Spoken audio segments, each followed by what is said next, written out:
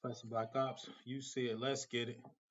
Fisher Price telephone, hackers and pedos, spy on children call. I don't know why we could keep hooking toys up to the internet. It's just a bad decision all the way around. Toys are getting hacked and attacked. So once again, super quick article. Let's just go through it. Security flaws in the recent release of Fisher Price Chatter Bluetooth telephone can allow nearby hackers to spy on calls or communicate with children using the device. Like a lot of pedos talk to kids over the device and say crazy stuff. So that's been happening for a decade. So once again, be careful with these toys.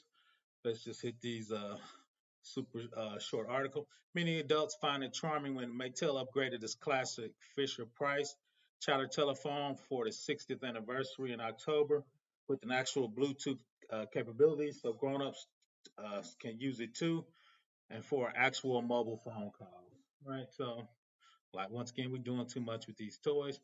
But the flaw in the way the toys paired with Bluetooth means that other people with nefarious intent can potentially listen in on private conversations, researchers have found. A team of pen test partners revealed earlier this month that the implementation of the Bluetooth used in the device has no securing pairing process, allowing for audio bugging by anyone nearby when somebody's using the chatter to talk on the phone, they said. When powered on, it just connects to any Bluetooth device in range that requests for a parent, allowing for audio bugging of both children and adults, and in some cases, researchers said. So if you're close enough and you just see it, because it's like any device is going to show up your phone and you just pair with it. Then if a kid's talking on it, you can talk to the kid. If the kid knocked over the phone and you connect to it, you can hear whatever conversation is going on in the room. Right. The idea is that someone nearby, a neighbor living in a nearby house or apartment, or even someone on the street outside to connect to his or her own Bluetooth audio device to chatter and spy on someone. And even though the Bluetooth version of the toy is marked for adults, researchers theorize that parents might pass it on to their kids when they're tired of it. Researchers said that means someone with bad intentions can make contact with your child inside his or her own home, paving the way for predator scenarios. You got to be careful what you say. Got to protect the babies. No predators scenarios. Chatter Bluetooth issues make it a bit more difficult for attacker to access the audio. Audio is enabled until someone lifts the handset or presses the speakerphone button. Researchers said, however, they do not think this is sufficient mitigation of the problem for two reasons, according to the Post. One is that if chatter telephone is powered on but the handset is left knocked off, it's quite possible if the child's played with it, the chatter phone will auto answer any incoming call to connect the smartphone. Researchers said this results in the phone becoming an audio bug with no interaction from the child or the parent. So random people just listen to your conversations that's on your street or that connect to it. The other is this telephone will ring if the attacker's smartphone rings.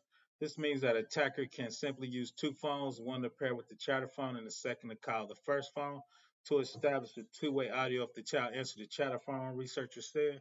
So with two phones, once again, it's more like a walkie-talkie.